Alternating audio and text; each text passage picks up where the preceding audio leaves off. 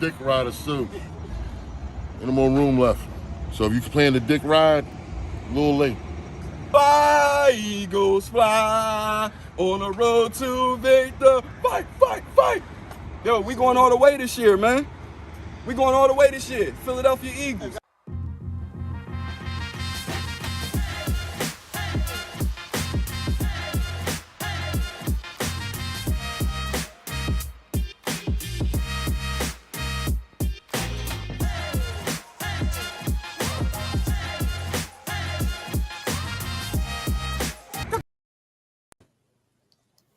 Welcome, everyone, to Philadelphia Eagles Gameday Special. It's Mischief Day, and we have the Steelers. It gets scary for the Steelers here in Philadelphia, doesn't it? They haven't won here since 1965. Yeah, I ain't gonna do that the whole show. What's up, everybody? Welcome to Philadelphia Eagles Gameday Special. I'm your host, Poppy Montega. Let's talk some football. Can I get that first slide up there, please? Yeah. We got the Pittsburgh Steelers today. Yes, that is Mr. Quinn on the cover, who has yet to play a game, but we just acquired him this past week. We'll dive into that and more. And as you see in the Pittsburgh side, that rookie right there, he's a bad man. Might end up being mentioned amongst the greats before it's all said and done, Mr. George Pickens. You can take that picture down. Welcome, everybody. It's been a long 2 weeks. It's, especially when you top dog in the league. You know what I'm saying? Especially when you top dog in the league. But we got a lot of things working for us in our favor. One, we do really good coming out the bye week. Two, we're really good this season. We haven't lost a game yet. Three, this new signing that we just made for Mr. Quinn. Can we get that up there, please? The welcome to Philadelphia slide. That might be a little too small for y'all to see, so I'm going to read it. When the Eagles traded for Robert Quinn, it was the culmination of a long negotiation for a top defensive end. As GM Howie Roseman was his usual deal-making self. Along with the deal, the sides mutually agreed that Quinn be a free agent after 2022, cutting off his final 2 contract years. Could you take that down, please? I don't know if y'all understand what that means. But what it means is Super Bowl or bust this year. What it means is we're going for it all right now. Robert Quinn, his contract next year, he was scheduled to get $13 million. And his contract the year after that, he was scheduled to get $12 million, I believe. And this year, I believe it was somewhere around 14 or 15 million. I'm not 100% sure on the exact numbers. These are roundabout numbers. And the team that we got him from, the Chicago Bears, they're going to bite the majority of the contract for this season. The Eagles are going to pay him around $700,000 for the rest of the season. And they cut off the final 2 years of his contract. One, it was too much money for somebody that's 32 years old. You know, the Eagles don't typically sign people over 30. Two, Super Bowl or bust, baby. Super Bowl or bust. Now, that's not to say we're not going to re-sign him, but he got to prove himself. So that was too much money, too high in age. I really wasn't for it at first, but then when they revamped the contract and everything, it's like, all right, let's do it. We do have a special guest coming on today at 12:30. Mr. Josh Wallace will be joining us today. But some of you may know, some of you may not know. But Mr. Josh Wallace is the founder, CEO, and chairman of NP Sports and Entertainment Group. And we will be having him on shortly, probably about 20 minutes, to talk some football opportunities for the guys out there who are chasing this dream to get to the NFL. We know it's a lot of people that claim to be football players. But when you do the math, A lot of us don't make it. You dig what I'm saying? So with that being said, it's some more opportunities that's being created, some more professional leagues that's being created, because it's a lot of football players out here and some dogs. You know what I mean? But mathematically, everybody can't go to the NFL. Mathematically, everybody can't go to the CFL. Mathematically, everybody can't go to the XFL. But these leagues are being created, and I personally, as an ex-football player, I feel like it's awesome for the sport. I feel like it's awesome for the brotherhood. Next picture, please. Eagles path to 17-0. Check out who we have for the remainder of the season. Today we have the Steelers, who are 2-5. Next we have the Texans, 1-4-1. They making Lovey look bad out there, aren't they? The Commanders are 3-4. The Colts 3-3-1. Packers 3-4. Now, early in the season, they said the Packers was going to be our first test. They're below 500. Titans are 4-2. I believe they would be a good test. The New York Giants, let's keep it all the way funky. That's the biggest test thus far on this the rest of the schedule. According to the schedule, that's the biggest test thus far. Then we have the Chicago Bears, who are one game below 500 right now. We then have the Dallas Cowboys yet again. I don't know how meaningful that game will be, but being as though it's on Christmas, should be pretty exciting. Week 17, we have the Saints. They're 2-5. Week 18, we have the Giants again, and that game might be meaningless for both parties. The Giants keep it up. The Eagles keep it up. That game right there would be an audition for our third stringers. Talking about the Saints, that brings me to a point that I didn't plan on talking about, but I'm going to bring it up now. The Saints are – you can take this picture down. The Saints are willing to trade us Alvin Kamara for the first round back that they got from what was it, CJ Gard? I forget where they gave us the first round pick, but they gave us the first round pick in another trade, and they're saying that we can have Kamara for that first round pick back. That's a setup. That's a setup. I'm gonna answer that in a second. The reason why I say that's a setup is because of this. Alvin Kamara had gotten into some trouble Pro Bowl weekend. And it's funny how new footage is starting to resurface. After all this time, new footage is starting to resurface. Now, this footage is not good for Kamara. And realistically speaking, we'll have him for the rest of the season. So if it's Super Bowl or bust and we don't plan on keeping him, do what you got to do, Howie. But if we plan on keeping him around, chances are he's going to be in trouble next year. Chances are he's going to be suspended for a few games next year, if not the whole season. Might even go to jail. So they're trying to off that. They're trying to off that. Facebook user, I'm not Big Roll, but I'll get to that question in 1 second. The next running back that is on our radar, Kareem Hunt, who currently plays for the Cleveland Browns. We had a joint practice against the Cleveland Browns during the offseason, and Kareem Hunt was hovering around Nick Sirianni. So I think it's safe to assume that he wants to come here. And the Cleveland Browns only won a fourth. So I'll take Hunt over Kamara for a fourth round pick over a first round pick. That's me personally. But Big Exclusive asks, do you think y'all will go 17-0? No, I don't think we will go 17-0. One, I don't want us to go 17-0. Two, whether I wanted us to or not, I don't think that we would, because Nick Sirianni, he really cares about his guys. And I see him taking the approach of, okay, if we lock in the playoffs, if we lock in first round bye, we lock in home field advantage, we mess around, have 2-3 more games left. Why would we play our starters?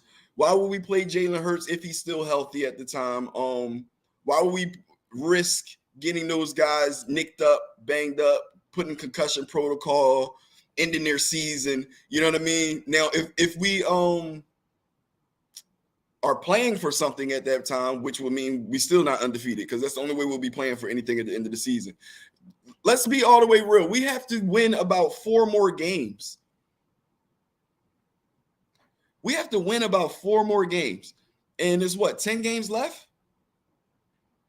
So we get to 7-0 today. I mean, don't get me wrong. I'm not looking past the Steelers. They can beat us. Their quarterback that they have is pretty decent, even though, he's just coming along. And like I said, that wide receiver, George Pickens, he's a dog. He's a dog. If you ain't up on him, go watch his film. That boy, he not scared of nothing. He go up there and get it. He's strong. He's confident. And me personally, from a football fan standpoint, I believe he's going to be mentioned amongst the Calvin Johnsons, the Randy Mosses, the Larry Fitzgeralds. I believe that this rookie wide receiver that we're going to see today will be mentioned amongst those greats. Hey, Miss Tiffany Ann Dennis, thank you for sharing. Thank you for sharing.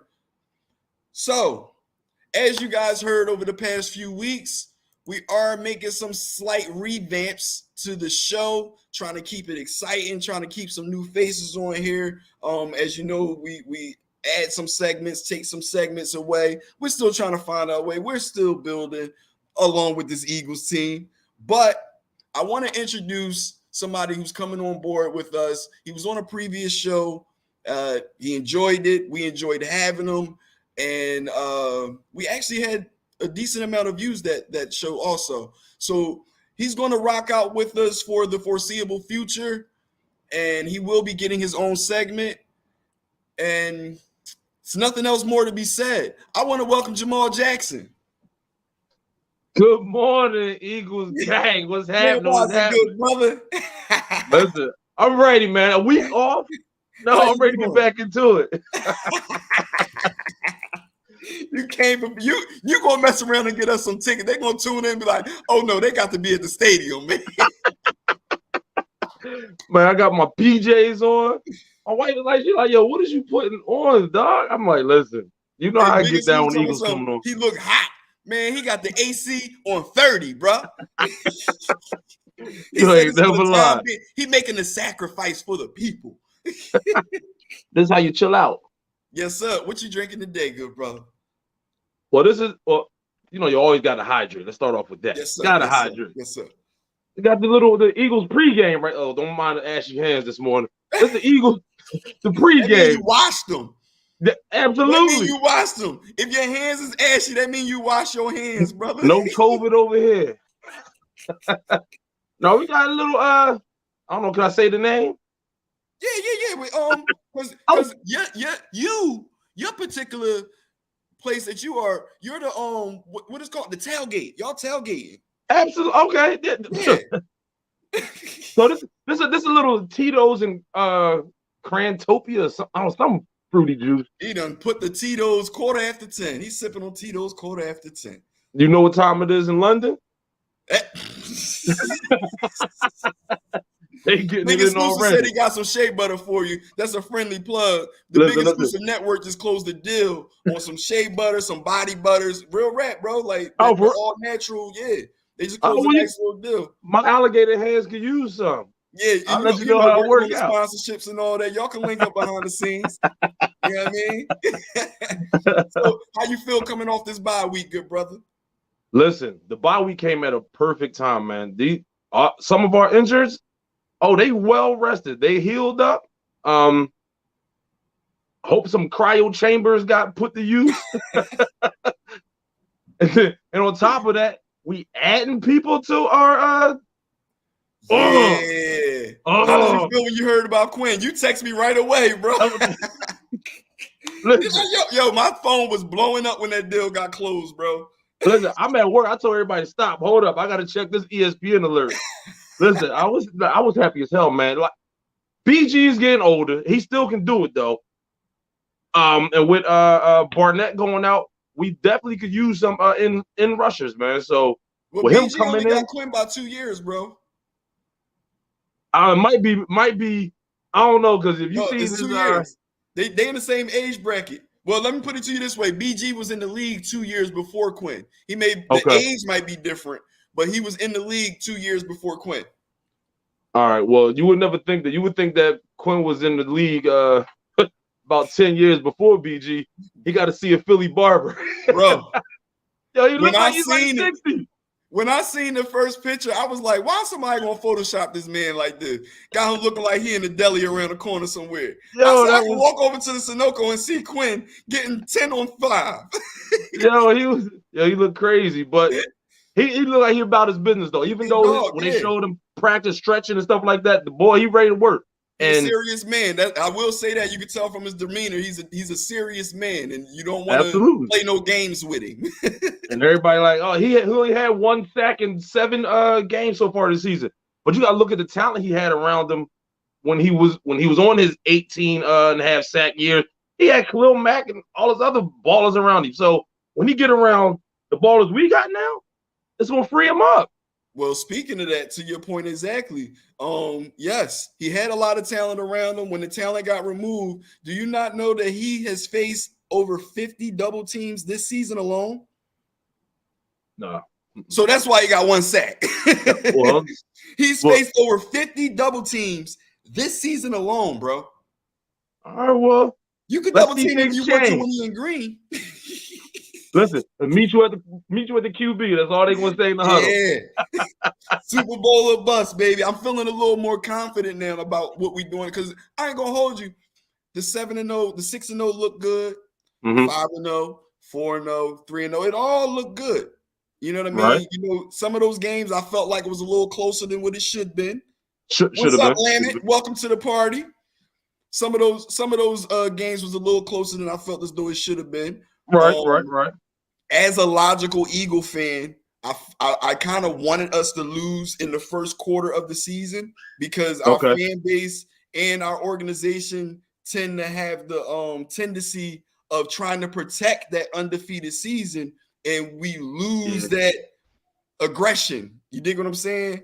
So I kind of wanted us to get that L out the way early, so we not tiptoeing around that. You know what I mean? Well, let's hope that we don't listen. Let's.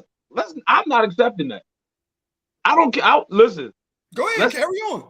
Let's have a moment of history, to try to bring to the current.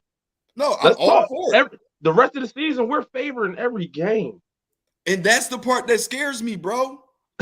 When has that ever happened, bro? When has everybody ever picked the Eagles, bro? Listen. When we had the so-called dream team, and you see what happened. Right, but we're still the underdogs when you look at, like, they're slowly coming around, but they're not talking like they should be talking about the way we balling out. Because we're not convincingly winning these games, bro. Let's be all the way real. We're winning. We're finding ways to win. Right. But we're not winning in convincing fashion. You dig what I'm saying? All right. The convincing fashion was the greatest show on turf, or when Chip Kelly. Not even that. I'm talking about the aspect. All right, when you break down these games, right? Right.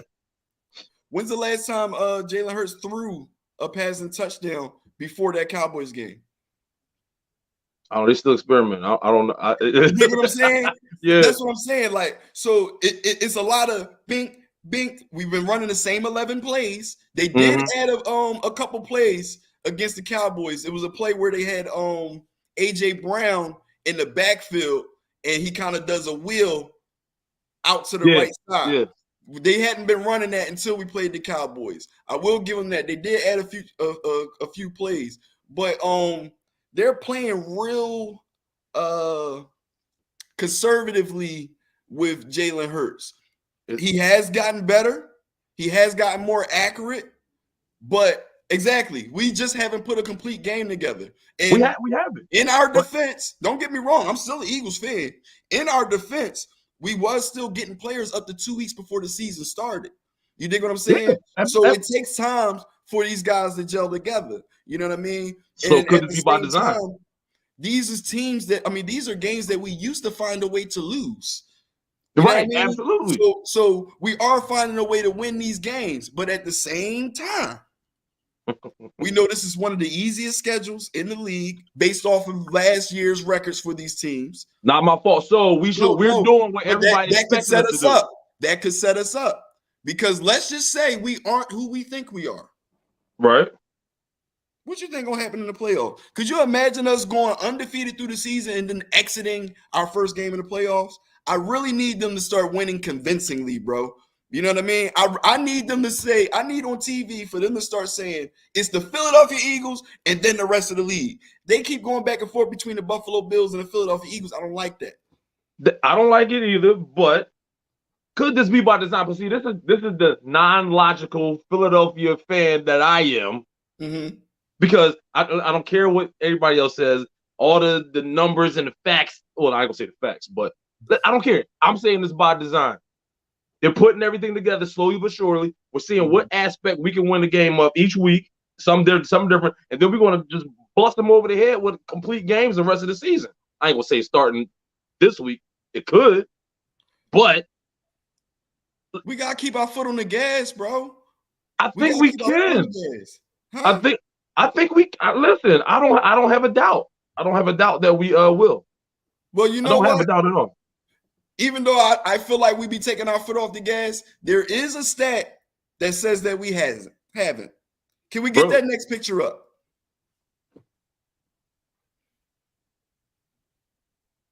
This right here, teams to score 20 plus points in every game.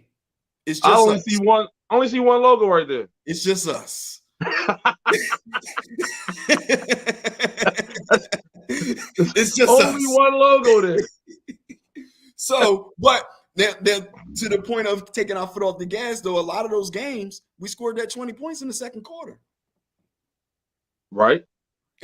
So the third and fourth quarter, we just trying to stop them from scoring more than us. No, man, keep putting points up. Right, yeah. I want points in the second half too. I definitely do. Man. But you look at like you said, the Bills here, Eagles here, they're going like this. Mm-hmm. Shady McCoy, he is right in the middle of both those teams, right? He played for both. But who he claimed? He claiming Bird Gang. Oh, baby. all right, okay. Look, they were having an argument. I Am Athlete? I saw him on something. And he said, listen, let me stop this right now.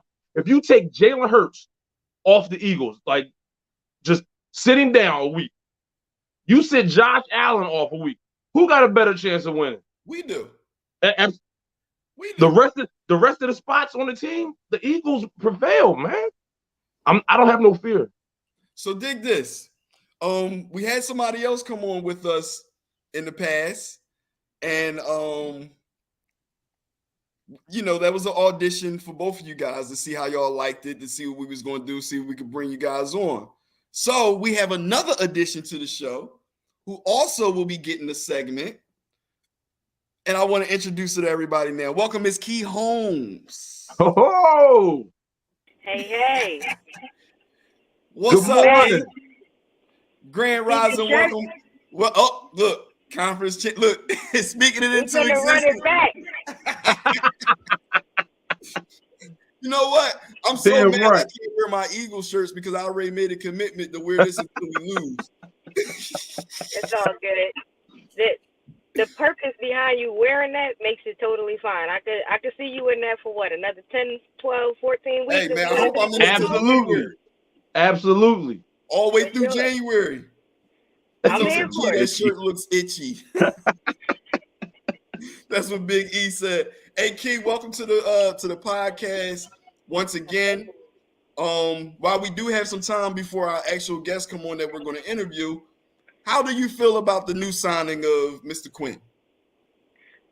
So y'all didn't have to grind him up like that, talking about the old head at the deli getting 10 on 5. But I do like it. I love how we restructured the deal. So like you said, you dropped them 2 years off on the back end. We paying this man less than $1 million. And how you said, you know, when he had Khalil Mack and all them other guys that you had to protect. When he's one-on-one, I'm putting my money on him. Right. So you put him over there on that left side. I was never a fan of Derek Barnett anyway. I hope he returns from injury. But that man cost us too many plays in so many ways. So You ain't never lied. you put Quinn over there. You got Jordan Davis. You got Fletch. You got a whole slew of guys. I think how you were just saying, instead of us trying to necessarily stop guys from scoring to beat us, no, we going at you. I need to come at y'all.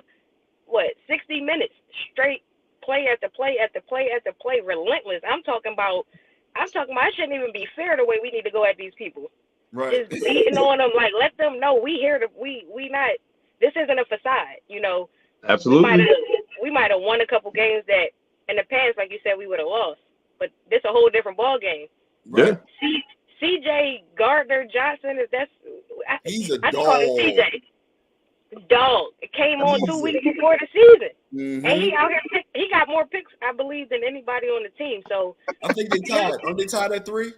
Him and is it Slay, him and right? Slay? Yeah. Right. So you got big play Slay. You got this guy in your secondary that's really killing it. The linebackers ain't been good since Jeremiah Trotter. So Right. Yeah. They holding it down. They're not playing great, but they definitely holding it down. Much better than before. So you got more. You get more production there. So it's like. Don't forget Bradbury. You can't leave Bradbury and Epps out. You're right. Bradbury. I'm digging Brad. He holding it down on his side. And like you said, and then we have depth behind them. Don't forget Maddox in the slot. Maddox. Yep. So we got a lot of guys that can definitely hold their own instead of having to like scheme against weaknesses. Now we can play to our strengths. Go at these guys. I need 5-6 sacks a game. 2 interceptions, a forced fumble. I need these quarterbacks who want to quit. I'm just saying, I need these guys to get up off the ground and be like, man, I'm glad we don't got to play them again. Damn right. Before we go into our guests, right? I would like to post up the Who's the Man, the first Who's the Man for the day. Can we get that first player posted up there, please? What the fuck? Yeah. I mean, tomorrow's Halloween. Come on now. He's not in his football uniform, but that face is only a face a mother could love. And if you are a diehard Eagles fan, you know about this man. Trust and believe. Is that his position? Is he a 3-point stance? We're talking about back in the day. He was He a 3-point stance position player? I believe he played linebacker. Okay.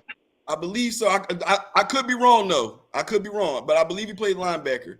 Is that Chuck? Oh, you got it from the rip. That is Chuck Bednarik. Yes, sir. Rules changed because of that man. Huh? Rules have been changed because of that man. True indeed. I don't even know. School me real quick. What Chuck do? Chuck Bednarik. He's. It's too much to even school you on. You just have to research him. He's a very big staple in the organization. Back before the Super Bowl era. You know I think he used to kill people. He used to kill people literally on the field. Well, you know. Concrete Charlie says Angry OG. Concrete Charlie. Do me a favor. I got a message from our guest. Somebody talk for a little bit while I listen to this message. He killed Frank Gifford. What you thinking? Listen. I ain't gonna give big exclusive his props right now because I think this Tito's got me sweating in this damn hoodie.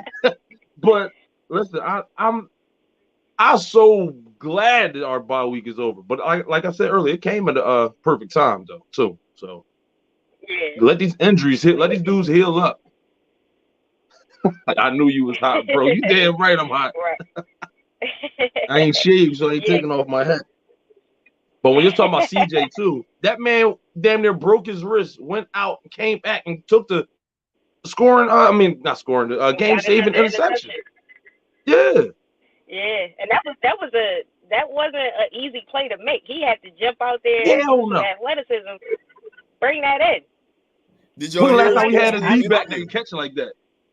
Did y'all hear his post-game interview for that? No. He was asking him about the injury. He like, don't worry about it. It's football. We ain't Oh worried yeah, I'm about a dog. Yeah, we ain't worried about it. It's football. Yeah. They asked him again. He was like, "I caught a pick. That's all that matters. It's football." We just like, what he say? Oh, Right. dog mentality. Dog mentality, yeah. Yo, I'm a fan. Look, your wife in here grinding you up, bro. Told you not to put that shirt under it. Really? All right, so we're gonna have to move some things around a little bit. Our guest is running a little late. They said they can't come until a little bit after 11. So what we'll do is, one, let's put up the next Who's the Man.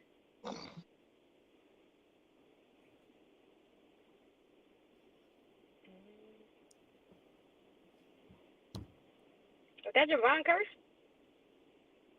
Nope. Oh, You're gonna remember the name when you hear it, but it's the name that slips a lot of people's mind.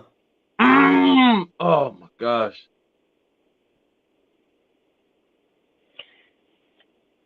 Is he a defensive lineman? Yeah. Yes, he is. Oh, come Angry on. OG got it. Corey Simon. Corey Simon, yes. Ah, He went to the I Colts. remember Corey. He went to the Colts after he left us, didn't he? Yeah. And he was supposed to be what Jordan Davis is. He never lived up to that. He was pretty solid, Right. but he never really lived up to that. Let me see what Biggest Who's say. Miss Jackson, why you ain't tell him to put some lotion on? I got some shea butter for both of you. And subscribe to the channel while on YouTube. Damn, he grinding up the hand. Miss Jackson need to come in and lotion your hands on screen. How about that? Come on, baby. Come on down. Come lotion your hands on screen. Show them how to play his play, player. Like, He knows that's a different show. All right, so look, moving on to the Steelers. We start off with Mr. Jamal. What do you feel about the Steelers? like I think they trash. I just hope that our D line, if they do what they're supposed to do, our D backs going to get more. This dude throws up. He has his instant. Was it Pickett or whatever? I hope that's what they're saying all game. Pickett with another pick. Like Pickett I just want to hear that all game. And Pickens is the wide receiver. I ain't worried about Pickens right now. Yeah. Pickett, he's the one that's going to supply our defense with some action. So if that D line get in there, disrupt him. He's a rookie this year, right? Or yeah, he's a rookie. And okay, so ain't his ratio like 7-2 or something like that? Yeah, it's terrible. I think it's like he threw like 7 picks to like 2 touchdowns, something like that. Insane. Look, Angry OG just said 7 picks right there. Yep. Look, I'm listening. I'm all for that. And what I'm hoping is our offense just come out and do what we're going to do to keep them from having to run the ball. They're going to have to throw the ball, which is going to set our defense up even better. So I'm looking for one. Let's start this bye week off with everybody healthy. They were talking yesterday. I heard talking about Najee Harris going to be the game changer or the divising factor for. Come on now, stop. Who? That one man, he's good, but he's not doing that to our defense, man. No. What about you, Key? How you feel about this game? I'm definitely with you in terms of that's a young quarterback. He's a rookie. I'm not sure if he was injured or if he got benched for Mitch Trubisky a week or two ago, but he's inconsistent. So, granted, he played at Pitt in college, so he's comfortable in that environment. But the NFL and college, 2 completely different ball games. The speed is different. The players are more talented. Like, it's not like he went to Alabama or like an SEC school. He went to Pitt. Right. You know what's crazy? This is how the universe. That's crazy. The universe worked like this. The last time you was on this show, right? You beat us all picking games. Why you ain't bringing up old stuff, dog? It came down to that Monday night game with me and Key, and she won because Russell couldn't pull it through. But I'm bringing it up to bring up this. You picked the Steelers to beat Tampa Bay that week. She did. It's like when you picked the Steelers to beat Tampa Bay that week. Honestly, that was more about Brady being on the decline, them being on the road, and just giving Pittsburgh a shot. Right. because I knew they was gonna lose last week. They're gonna lose today. They had to win somewhere. Right. And I'm a Tomlin fan. You know, I had to. TB12 may be the GOAT to some. He's won a lot of rings, but Right. he's not the player that he was in New England or the Not player at that all. won that Super Bowl a few years ago. Once he Not at threw all. the trophy in the ocean or the lake, wherever they were, that should have been it. He should have Right. just swam back home and left it alone. But instead, he came back. Now he divorced. He's on a decline. He was They're looking for under out. 500. He's spiraling downward, and I just felt like that was a game to give to Pittsburgh. Okay. But in terms of today, Tomlin is going to make sure his guys are ready, but the way he speaks about Jalen Hurts and the Eagles as a team, he's just very aware of the talent that we have, the coaching that we have, and our ability to kind of make it all come together. So Najee Harris could be a difference maker if the game is close. But if we come out and bang another seven, we up 21-24, something like that, Najee's not running the ball because the clock is not their friend. So now, even if you try to throw little screens, we're going to bottle that up. We just have to make sure we tackle defensively. That's a struggle. That's been our problem for years. But if we can wrap up them short yardage plays, if y'all remember, I think it was 2 seasons ago, Claypool killed us at the link. He came out there and made everybody look silly. I think that's what made us bring in Slay that next season. If I'm That not was his mistaken. debut too, wasn't it? Yeah, he was a rookie. He came out and did us wrong. That's not going to happen again. But they have the potential if he has a little bit of time, if they call the right plays. It's the NFL. Anything can happen. Like you said, the Steelers beat the Bucks a couple of weeks ago. Mm-hmm. But I think we come out there, smash mouth, give Miles the ball, let him run, get everybody in rotation. Can't nobody guard AJ. I do like Minka Fitzpatrick, but he's a safety. So he's playing over the top. He's not going to be guarding Devontae or anybody one-on-one unless he catches Quez in a slot, and I put my money on Quez. So I think we have more than enough, but we're coming off of a bye, so it might be a slow start. That's my issue with us, with the Eagles. I don't believe that we're going to start off slow. I believe that we're going to start off fast. Oh, look, have them rub it on your hands on screen. Hold on.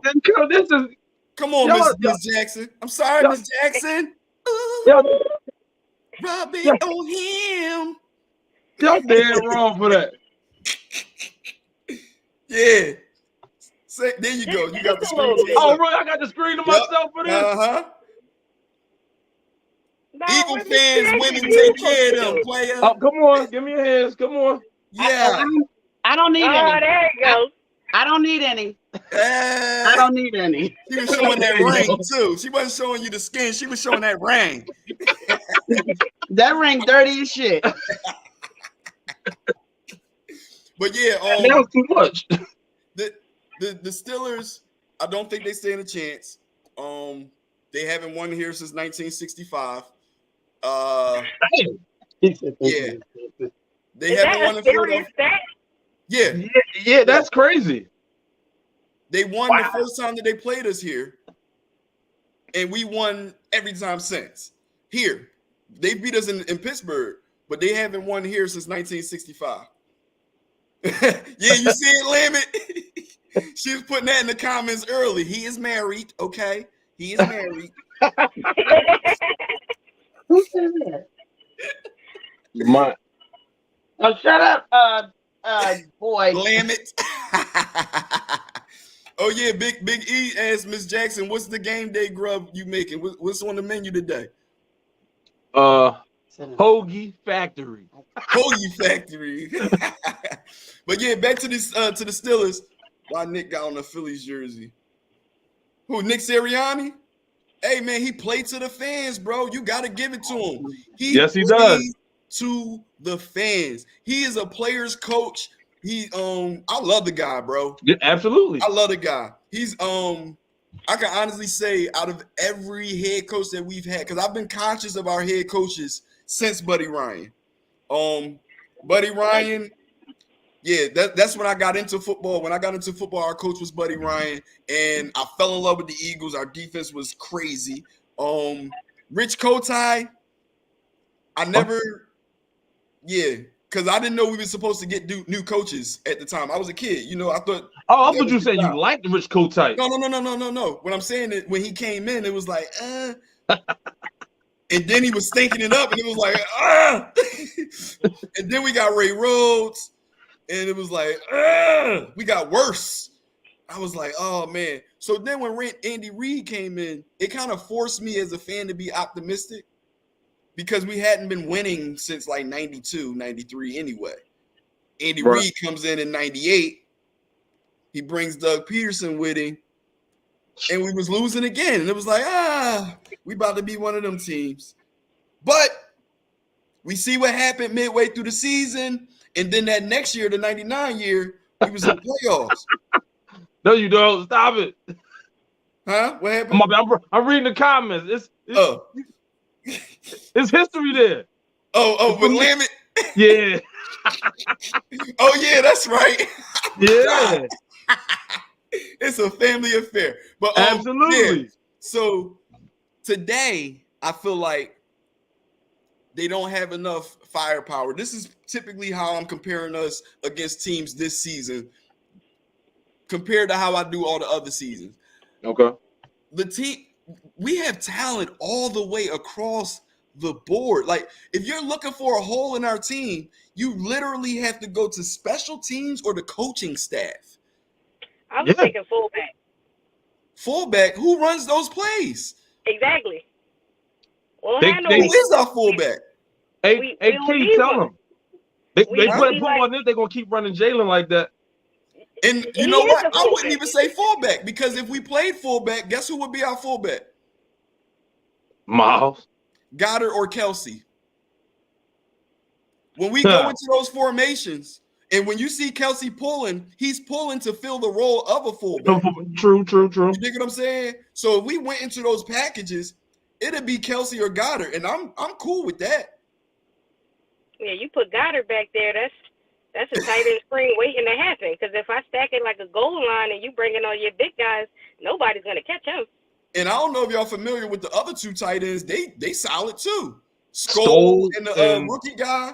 I can't remember the rookie name. He got a weird last name. He got a weird name. Yeah, I began to see. Yeah. They solid. They Oh, solid. it's a Calcutta. But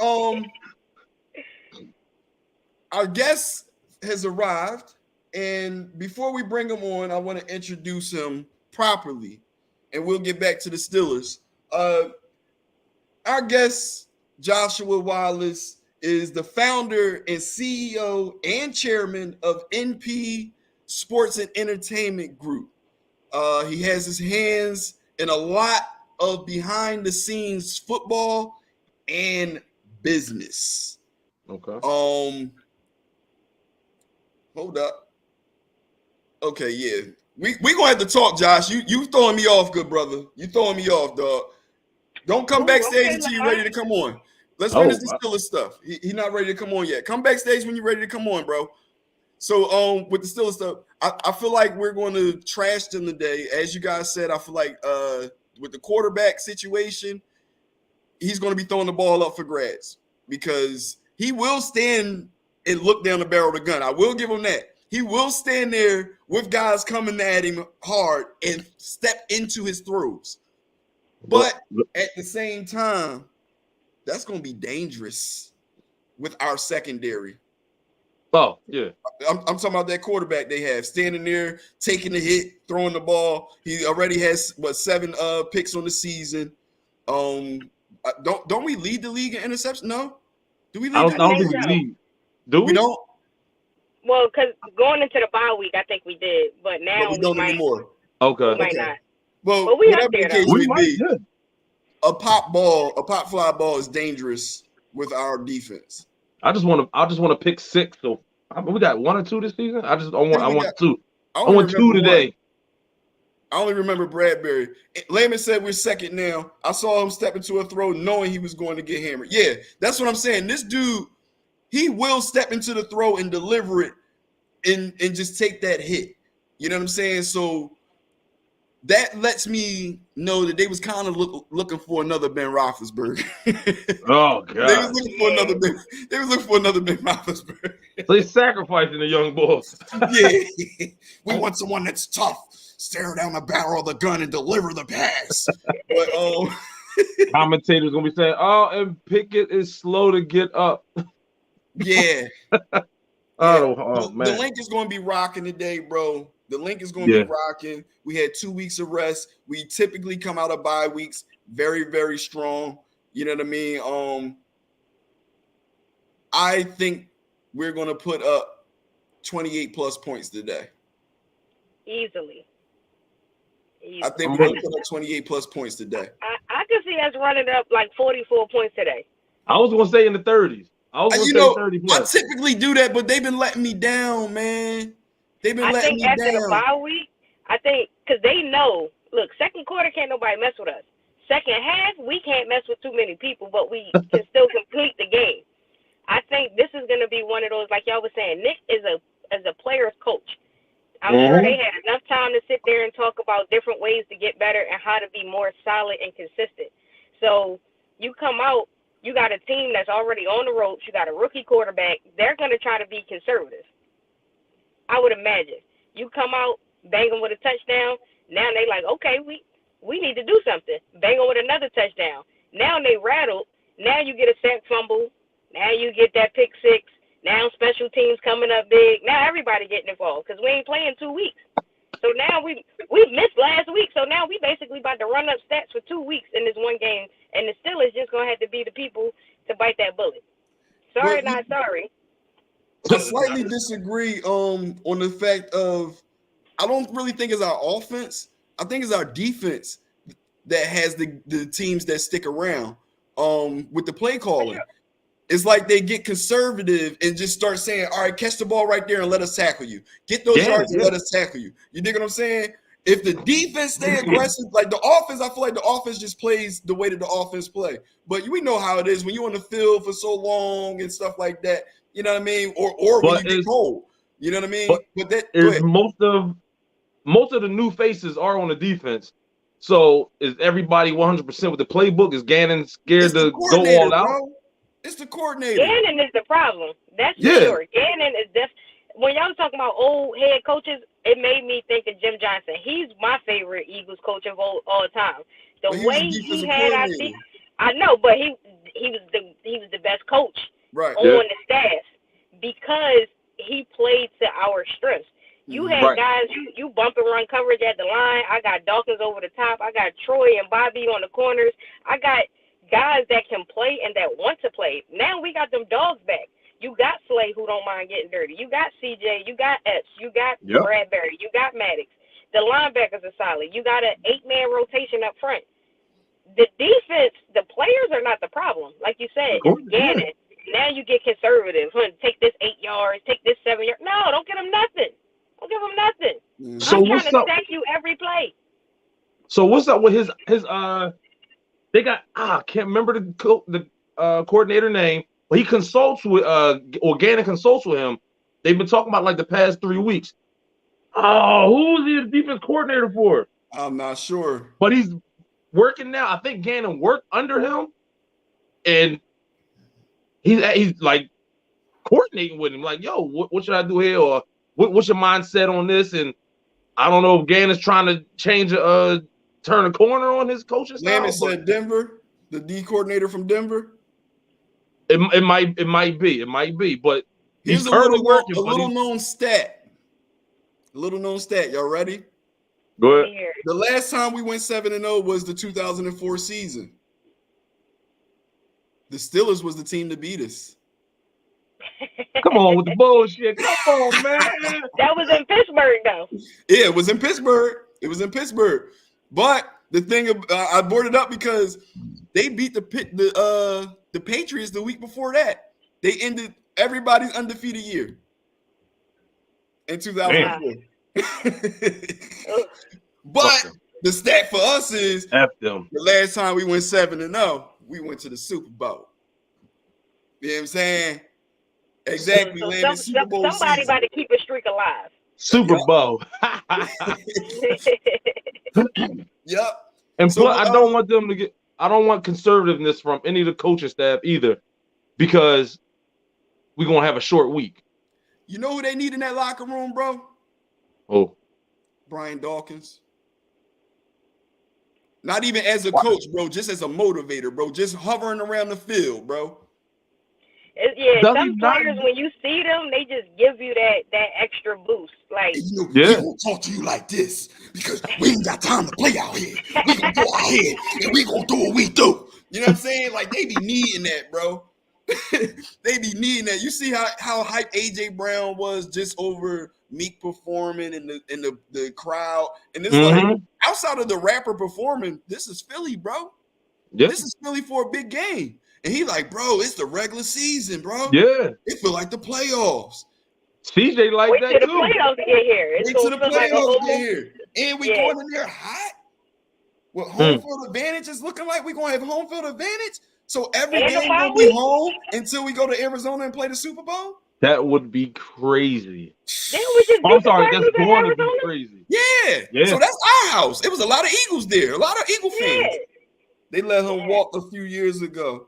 They let who walk a few years ago? Brian Dawkins. He was in the locker room with them.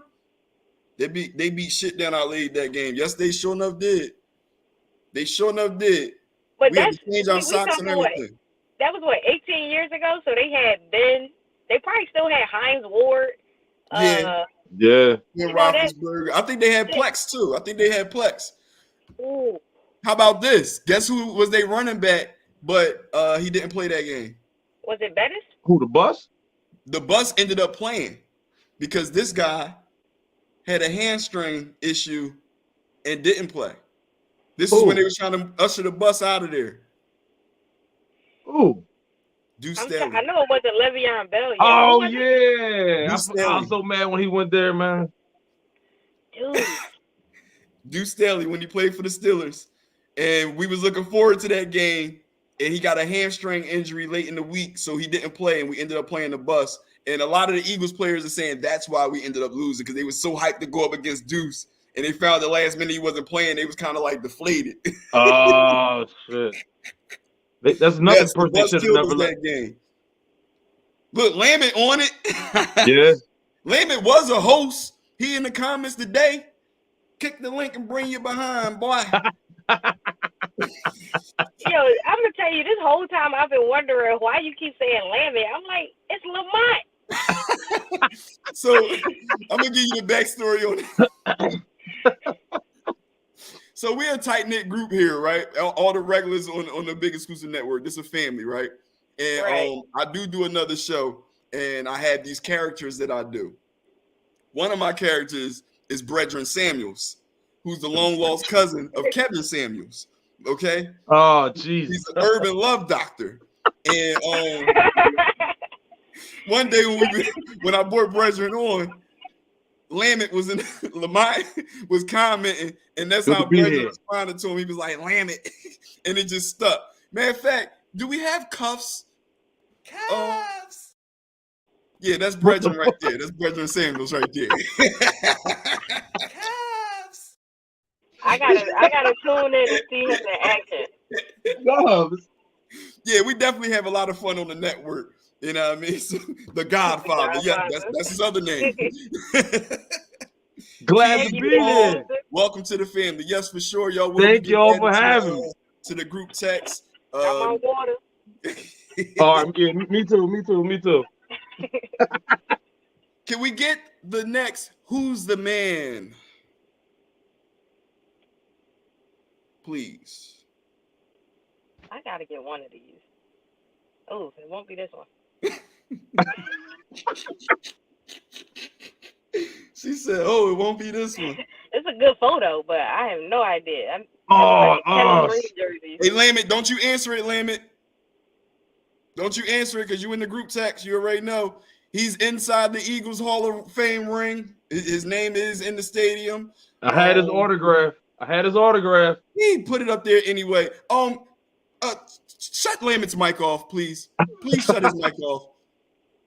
He put it in there What do you say? anyway. Let me check. Oh, I didn't even see it. You in the group text, Bill and y'all Berge? know who everybody Bergie, is. yes. Yes, The that's car Bill dealership. Berge.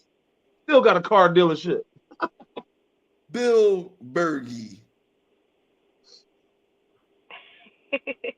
Didn't It's need cool, the big group exclusive. answer. It's all love.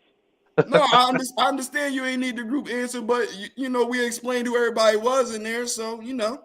But I appreciate your participation. So we're gonna try this once again.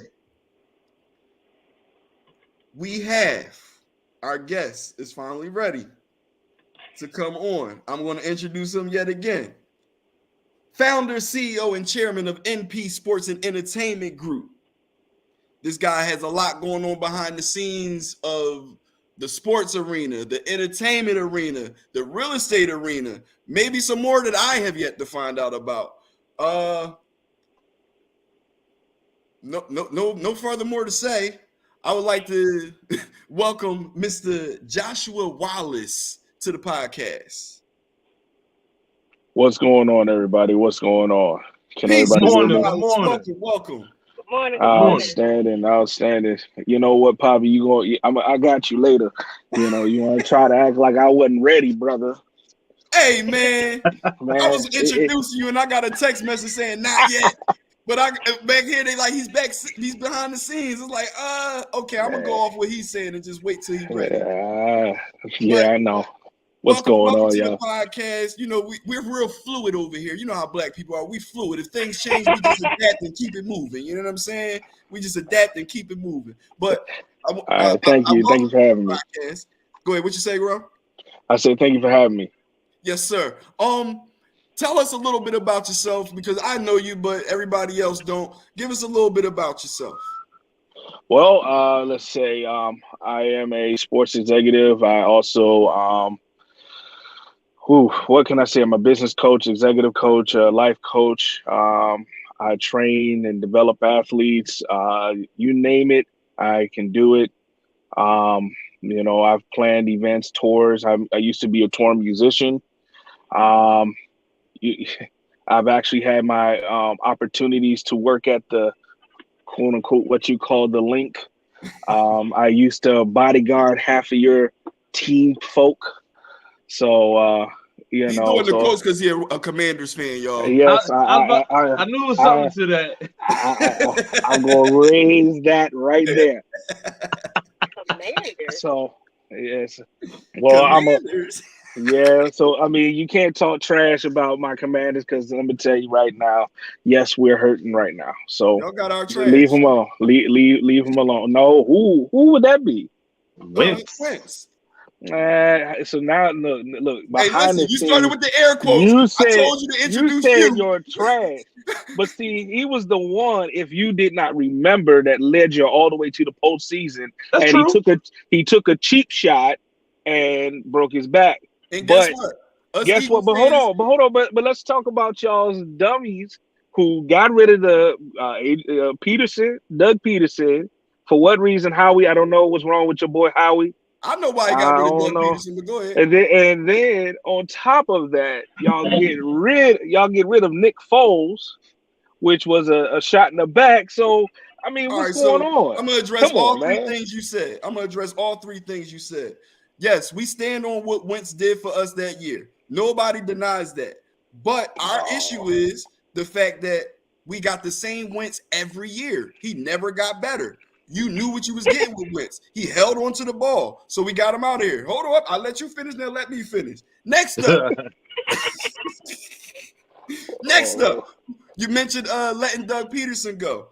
As a coach, the way he went from Wentz to Hurts divided the team. It was the way he made that transition. It divided the team. They was cutting eyes at when they start catching that stuff on camera, that can become a cancer. So we had to blow that up. You dig what I'm saying? Now, could Dougie have brought it back around? Possibly.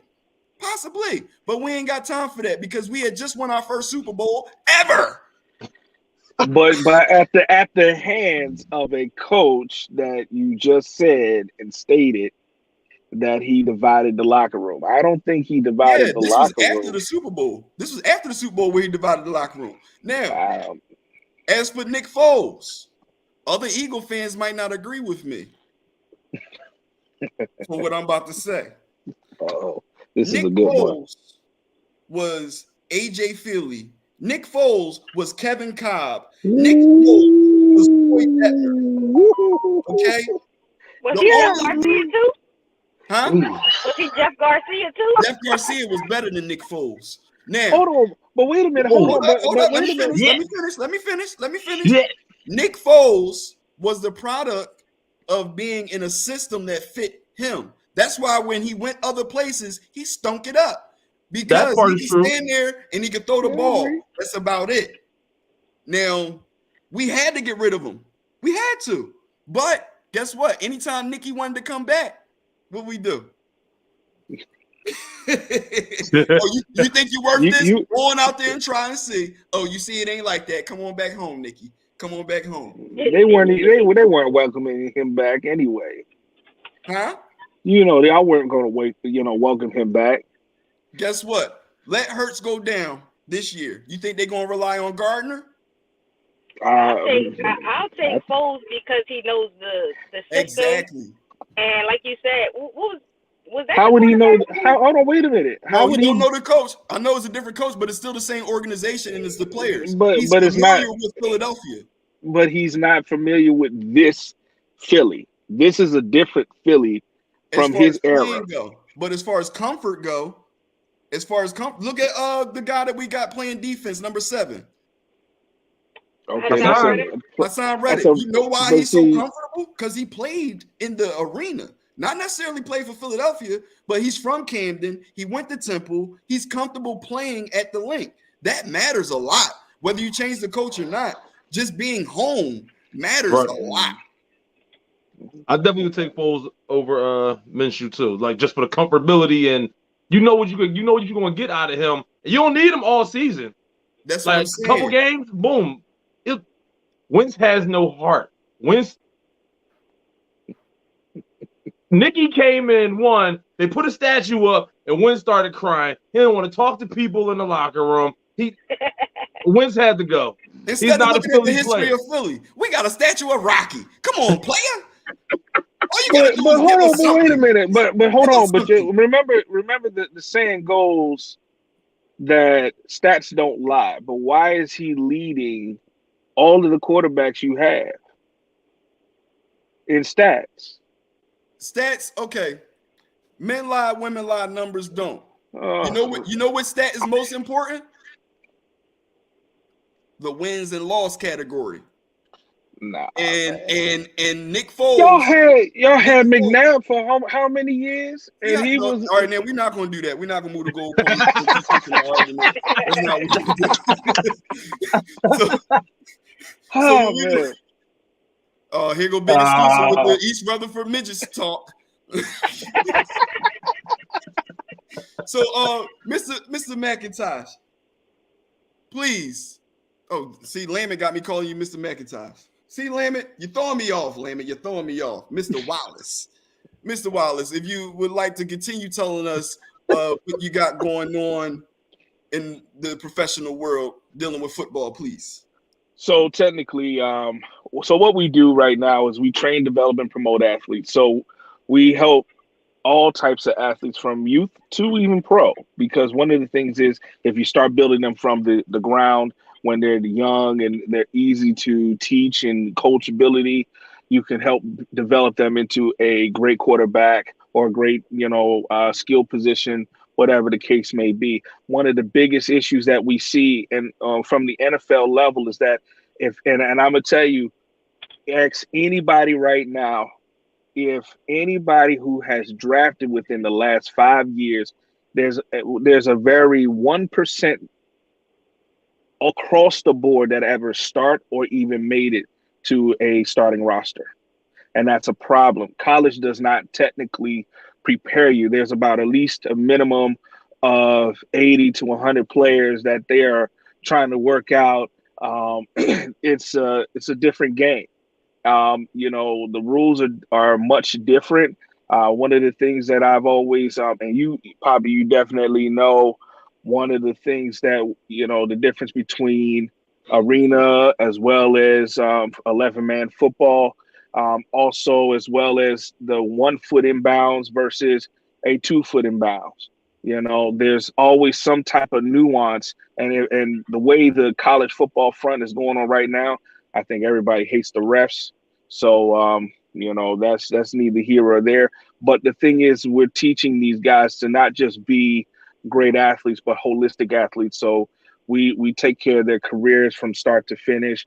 We work with them outside of the football realm because at any moment they could definitely lose their careers based on injuries and so on and so forth. So that's what we do. We just develop them as a player as well as a human being, a citizen, and how to be financial literate, because we find that most professional athletes, they only go to college just for the playing ball.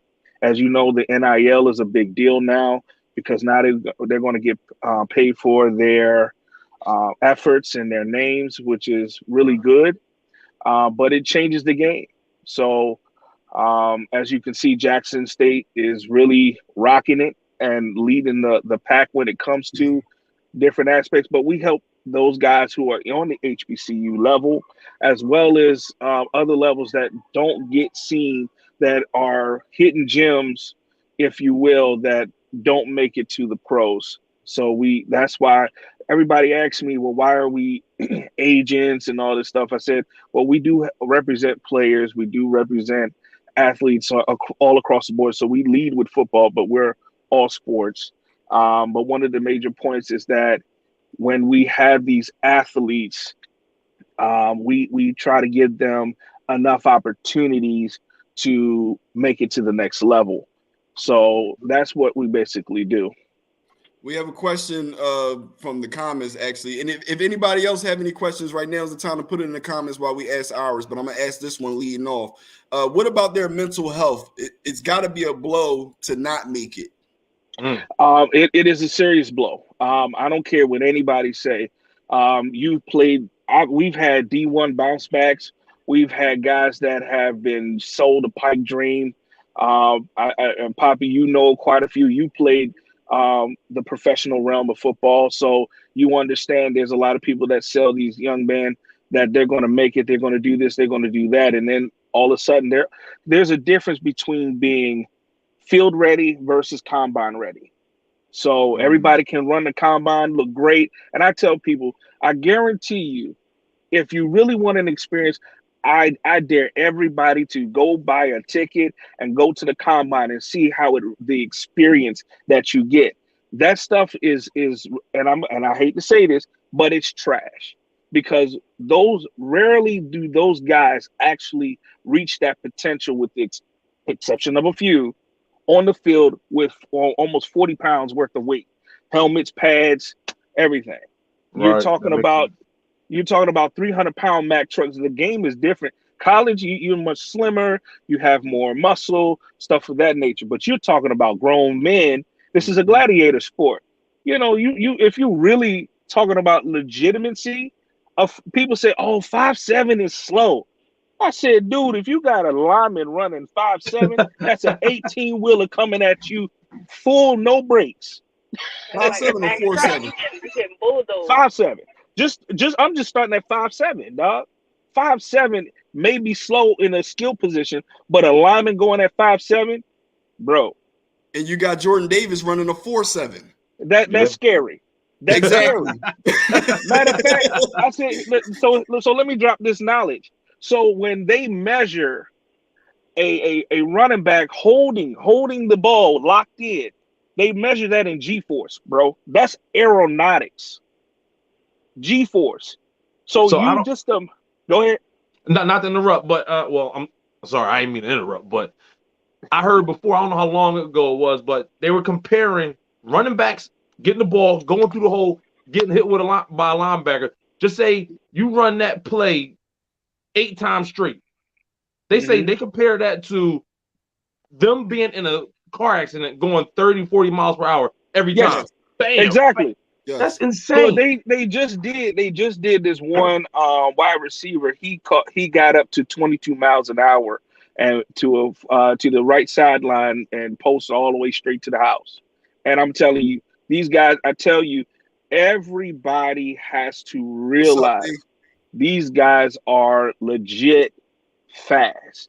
And when they're carrying weight with that speed, that is a no kid. There's no gas, no brakes. I be trying to tell people. I have to give a little credit to the arena players, because just imagine, take the NFL field and make it 80 yards and put them in a box, and imagine getting to top speed.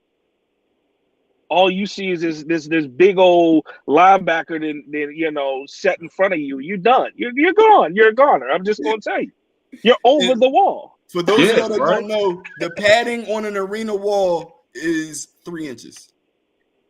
That's 3 inches of nothing. 3 inches of padding. That's it. You get hit that hard, that's shrinking like that. Yeah. Bro, you're over the wall. You're not hitting the wall. You're over the wall. So understand, and that's the other thing too. The NFL doesn't like the AFL only because they're injury prone, and you can't relate. Now, quarterbacks are easy to relate to the NFL only due to the fact that it takes them a split second. So what is 3 seconds in the pocket on the NFL, it's 1 second in the pocket in the arena. So Kurt Warner was one of the guys that actually came, and what people contrary to popular belief, Jay Gruden was also a Hall of Fame arena player who should have went to the NFL, but he didn't have the height. So people don't realize, some of these things that we see in development of a football player, it's not as easy. So when they get to the draft and then they get on the field, and we call it the death march. Because when the coach come over there and whisper in your ear, that's because your mechanics is off. That's because something that is not being done. It is what it is. You got to go from over 300 odd ball players to a 53-man roster. So the object of the game is, what are you doing to get to the next level? So training is one of the biggest keys, making sure that your mechanics is on point, making sure that you are doing exactly what is needed. And I'm gonna be honest with you too, if you understand, any coach, you have to fit their system. So if you don't get picked for that system, that's because you don't fit. Doesn't mean you're not good. Right. You just don't fit. Right. And now you will understand why quarterbacks are very far and few that can't work in one system. You it's just like, okay, I'll use McNabb. McNabb didn't fit in our system, but he fit in an Andy Reid system. You see what I'm saying? Two different systems. So everything is always based on that coaching style, if you will. So when we're managing and working with these athletes and they're saying, well, why are we not getting picked up? Why are we not? Well, that's because you may not fit that exact system. And you have to go based on what you can do. And just because you're an athlete, because, everybody says I'm a dog, I'm a baller, and I'm sitting up there, well, yeah, okay. Until you get on that level and you got to show up and show out. Give me 1 second, Keith. Before we move on, I want to put up the next Who's the Man. After we come back from that, I have one question based on what you said, and then Key and Jamal, you can flood them. Oh, that's this should be pretty easy. Oh, straight TC, baby. Trent Cool. Yes. I remember we skipped number 69. I guess he's gonna come up next. But here's a question for you, Josh. Based on what you were just saying, how important is it? I mean, I know the answer, but I want you to explain it. How important is it for a player to get a private workout versus going to a tryout? Well, to be honest with you, there's a pro and con to that. All eyes is technically on you when you're in a private workout. Right. So that means they're paying attention. That means that every little move that you make, they've seen, they watch it, they know it. Boom. All right. If I didn't do my 3-step drop, if I didn't do my 7-step, or whatever the case may be, and if I don't, throw off my back and not my, in my front or whatever, however the case may be, then I'm gonna tell you, they're gonna see it, they're gonna know it. Now, a private workout is always great because it helps you, gain a relationship with the coach. So that is always a great thing when it comes to that part of the development. So now, so one of the things that we also got to realize in this thing that we call sports, we definitely have to look at what is good and what is bad for us. Okay. We have a question in the comments. It's by Big Exclusive. He wants to know, what are the tangibles and intangible things you look for in a player you would consider ready for the pros? First of all, I'm gonna tell you, as a coach, when you're looking at a player and evaluating them, you really want to see their heart, because I'm gonna tell you, your heart takes you a lot further than just the skill and talent. Absolutely. Okay, because I'm gonna tell you, when the chips are down, you're in the fourth quarter with less than 25 seconds on the clock, and you're down a touchdown, and you got to make it happen. You got to be like, coach, give me the ball, I got you. There's no, I'm not stopping at nothing. I'm not worried about the clock. I'm just gonna make it happen. Just get me the ball.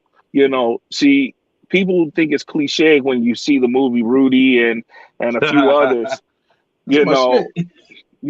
I'm saying, if you're going to play, even if you're undersized, if you're going to play this game, you got to play with all heart. One of the things that I'm critical. For those of y'all that don't know. Yeah, and just like, and I can't play. Pop it. Perfect. So one of the things that I also say, and I'm critical of my own team. So the Commanders, they fizz out second half of the game. They'll come out swinging. They'll do whatever they got to do, and then they fizz out second half. That's a complete problem. And what people don't realize is that, if you're going to play this game, especially on the NFL level, you got to have some dog. Mm-hmm. You can't play like no. You got to use every inch of your talent, skill, and heart to win that game. And it's at any given Sunday. I don't care how good you are and how great. And then on top of that, it's a team effort. It's not one player. You can see that with the Green Bay Packers. You can see that with a lot of other teams that they're making their points, but they're not winning. You see that in NBA right now. They attributing that to lack of heart. Partial is lack of heart, and some of it is just lack that they need to train harder. Right. But you also got to realize recovery is key in today's game. Yeah. Recovery is life. People don't understand that. The key to success in sports is recovery. That means, y'all, if you don't heal, if you don't break down that tissue, if you don't get into some recovery system, your body will give out on you. Quick. Ms. Holmes, you got something for us? Yeah. So how you were saying about the concept of everything, getting the kids from the younger age. I used to coach youth basketball. I've done football. I do videography. So I've made a lot of highlight tapes. And when you said the combine is trash, me and Pop had this conversation. It's a lot that on the combine you can look good, but when you put them pads on, like you said, Josh, it's a whole different ball game. But none of those actually accounts for your IQ of whatever sport you're playing. So if you got that dog with the right IQ and they got a big enough heart, that's the person I want to have the ball. I don't care what sport it is, give that person the ball because they're going to make it happen. And you're not going to win every game. I'm okay with that. But you miss 100% of the shots you don't take. So if you're not prepared, then you don't really have like a viable crack at it. I guess my question would be, go ahead. Okay. No, real quick. So yes, it is, and I did say it, combines are trash, but in the respect that we use that for a trial to see what type of skill set you do have. But the thing is, it doesn't relate to the field. Right. You can be combine ready. but it doesn't gonna work. But what's your question? Yeah, like you say, be combine ready, but not game ready. When I think of that, I think of Marcus Smith, who I think the Eagles drafted in 2014, first round pick. Mm-hmm. Trash, Mm. super trash. Worst. It's not even the worst pick ever, but that's just one that comes to mind because on paper, Louisville said this guy was the cream of the crop. He was the best they had to offer. He was doing X, Y, and Z. He looked good on paper, and then you put him in the scheme or in the environment with these dogs, and you see he's like a pussycat. That's just what it came out to be. So when you're around other people, you either need to step up or step off because you're going to see the difference in the people and their preparation. So for what you're doing, Josh, I think is great to get people from the younger level. Like I said, I coached like 6-year-olds playing football. Mm-hmm. The 14-year-olds used to come up to me, Coach Key, but I don't even know y'all, but I'm here to help. Shout out to the Alamy Eagles, though. That's where my uncle used to coach, and that's where I used to coach. But what ultimately inspired you to get to the point where you have a whole system or where you got from agents and you working from the youth up to get them from wherever they are to the professional league? That's an excellent question. I'm gonna tell you why. My reason is that I was a failed athlete. Okay. I was undersized. I played DN, and I wanted to play, high school ball. Got injured, but also there was a lot of popularity contests, and there was a lot of talent on my squad that I had to compete with. Yeah, I was good, and I was the best at what I did, but so at some point it wasn't enough. So also, like I tell people and like I tell other coaches and other players, it depends on the system that you play in. Also, you have to also look at too, I was able to try to get to NC State, but I couldn't get a academic scholarship due to the fact that if I did get a athletic scholarship, if I got injured, that's a wrap. So people don't realize, and also parents, and we teach parents to understand how to get their child recruited. They don't understand that. But one of the big things in recruiting is you can have the best talent in the world, but if you get injured, I had a player that played for me, and he went to West Virginia, one of the best wide receivers we've ever had. But he got injured. He lost his scholarship, and he ain't never been the same since. Wow. So the thing is, this is what these athletes go through. And my thing is, if I couldn't make it on the field, then I'm going to make it in the business and all, because which wasn't that. I'm an engineer by trade, but I think differently. I'm a different person. When I was working alongside the Commanders and Pittsburgh and Giants and all these different things, I started in security and worked my way up. So I saw the need. I saw what was missing. And I had the opportunity to be on different details of the owners. And when you see these guys collect and what they talk about, what you hear, and it's not that you're eavesdropping, but they have open conversations no matter where they're at. But you get to hear how they make decisions. So my thing was, if I can get them young, I can create a better athlete. Not a dumb athlete, not an athlete that don't know how to talk. Well, we just want to get out there and run. How to be polished, how to understand life, financial literacy. Which my homie Clinton Portis is in jail right now because the NFL didn't want to take care of them guys. Yeah. Period. So people don't realize, everybody talk trash about these athletes that were going to jail for this fraud. I said, well, they were getting concussed. You know how concussed that man is? His brain is nearly gone. Running back. Jeez. Yeah. Okay. Them concussions is real. Yeah. And they didn't want to give him no money. What I guess to piggyback on that, I kind of have a similar journey, a little bit. I always played basketball, just taught myself back in the day, played through high school, I get to college. And for health reasons, just being transparent, I have sickle cell. That's something that runs in the Black community. Right. Yes, we don't talk about it. Exactly. So for me, my brain is like, I feel like I'm up there with the best. But physically, I know I have limitations, so I can't play the game, but I can help the athletes.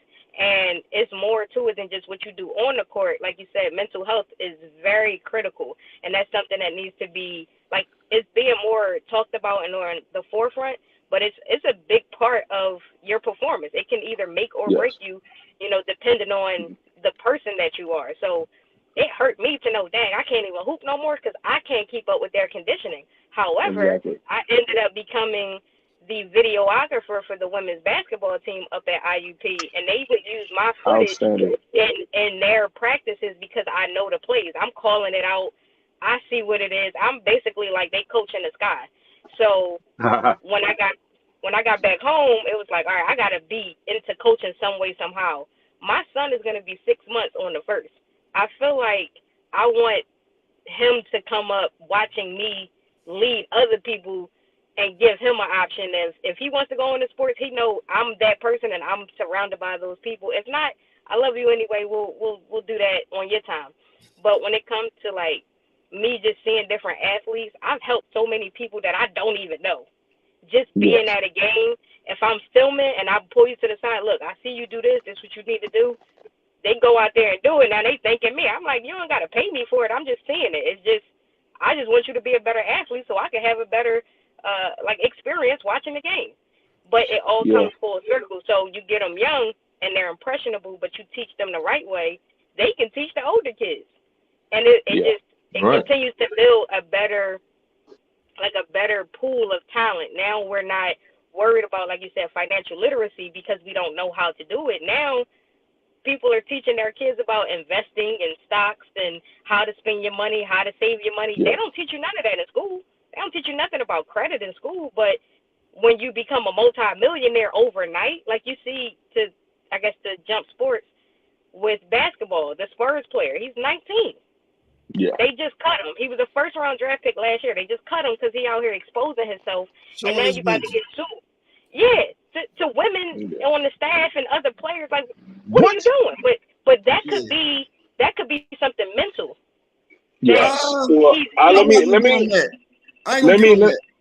I can speak to the both because Poppy asked the question about mental health, and I didn't mean to skip over it.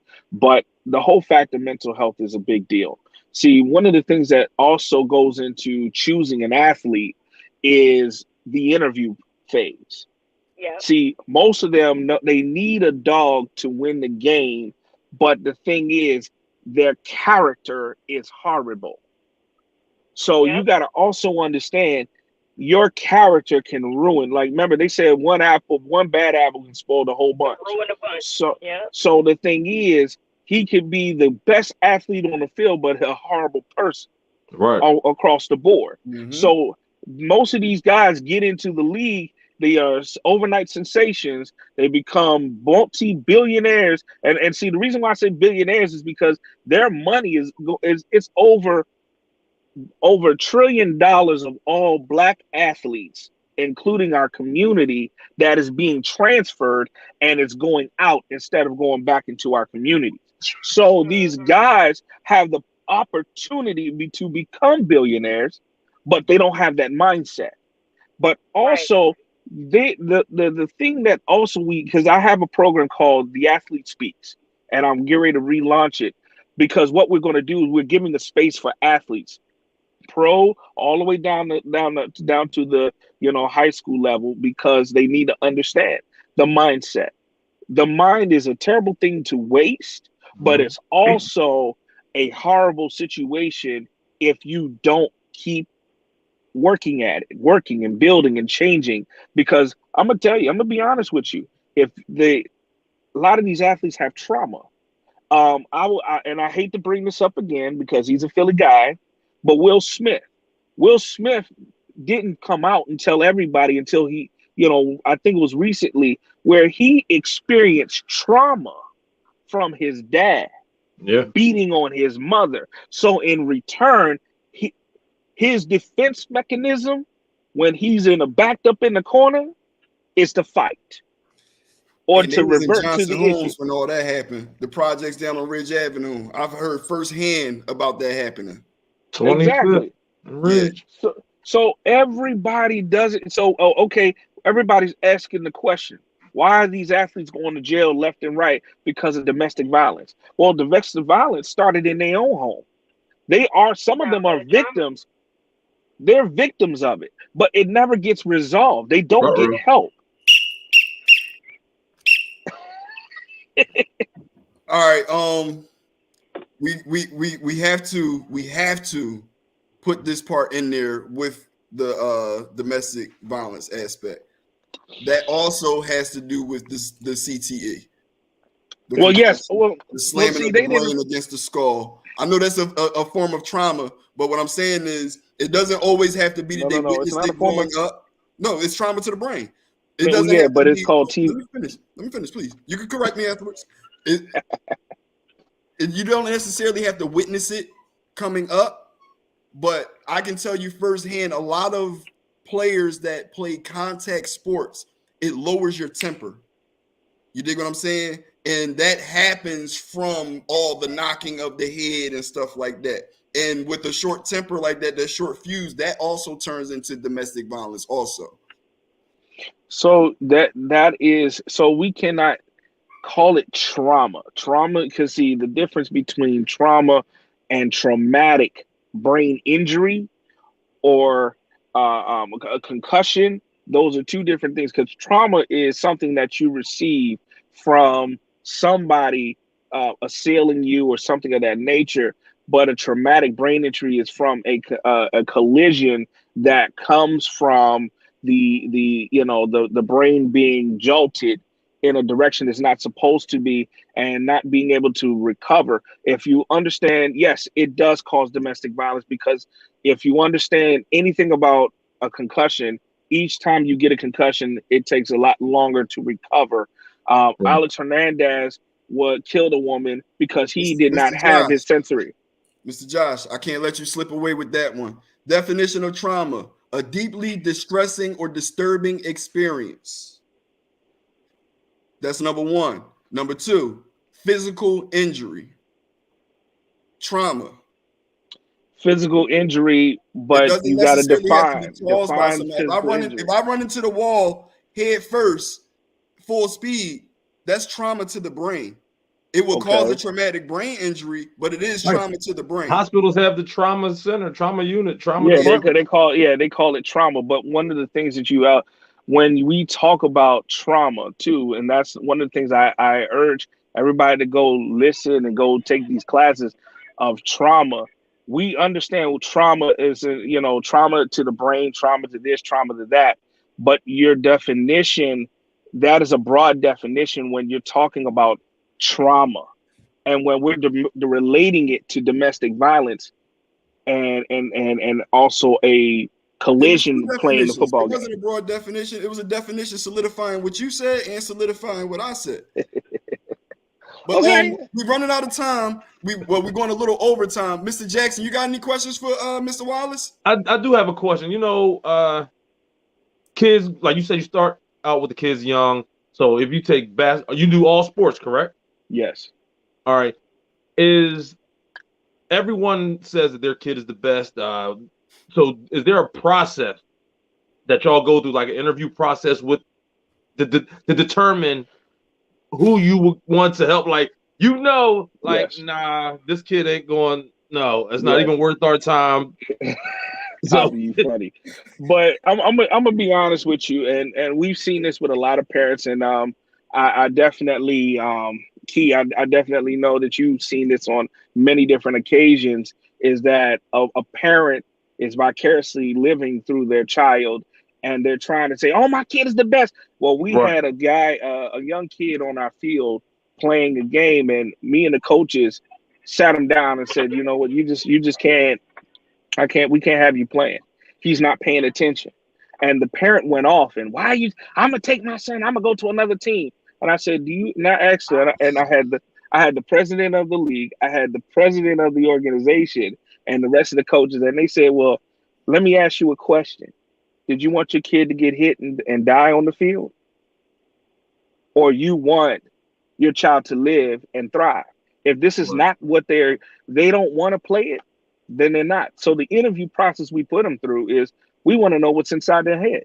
Okay. Is this something you want to do? But you're not going to get a great answer if they want to go pro or go to college and play until 10th grade, 11th grade Right. year. So, but we train them so they can understand, so they can be safe. Training saves you a lot of headache too. Proper tackle techniques, wrapping up, stuff like that. Those are the things that, we have to teach as well. So with that being said, there's an interview process that they have to go through. And also we observe the parents, because some Okay. parents, you can see that they're so deeply involved because, and I'm gonna tell you, it's not, and quiet is kept.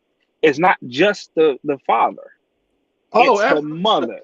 football moms, they are a real thing. Woo! Boy. Yeah. The moms, bro. Yeah, that's a real thing.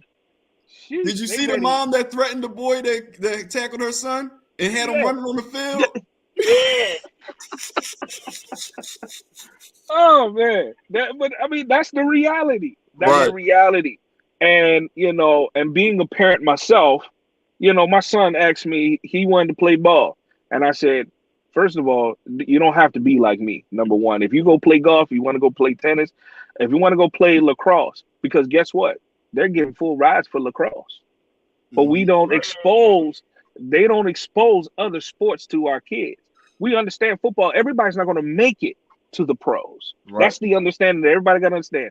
You're not all going to make it. So what we have to do is say, well, look, if you can't make it here, maybe you can make it here, here, here. That's why we don't discriminate on sports, and just give them an opportunity because they excel in different things. So, and that's just, plain simple. I had a Just to question from jump in earlier. there, Huh? before you question real quick, Pastor, just to jump in there, like how you said with different sports, just thinking about my own household. I played basketball. My other brother ran track. My oldest brother played football. My mom played tennis and swam. My dad did everything. So, but my dad was in the Army. Like, it was a lot of different things that go on. But I think the exposure or lack thereof is a big part because it's a lot of the same skill set. It's just different equipment. Mm-hmm. Right. You're not gonna find a lacrosse, like a field with equipment to play lacrosse, or you don't even really see a lot of soccer fields around here. And all you Right. need is one ball and run. That's all you Mhm. need. But Yeah. it's not Soccer a as doozy. Soccer a doozy, boy. If you ain't in shape, you ain't playing soccer. Not at all. exactly. Dude. Right, And but you know that's- what? And I actually was on. I used to work for the DC United, and I'm gonna tell you that running up and down that field, even the referees are fit to the T Mm-hmm. because they run up and down the field. This is And the not soccer like, field is humongous. bro. Let me tell you, I would look. I'd look at them and say, man, I'm gassed, bro.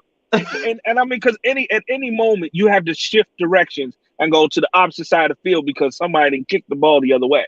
And that's people what I'm don't saying. know. It's stressful on the brain paying attention to that little ball. That's Yeah, a lot of thinking. That stresses the brain it's out, bro. IQ. It's a head game. Yeah. But it is. go ahead. What you saying, Kid?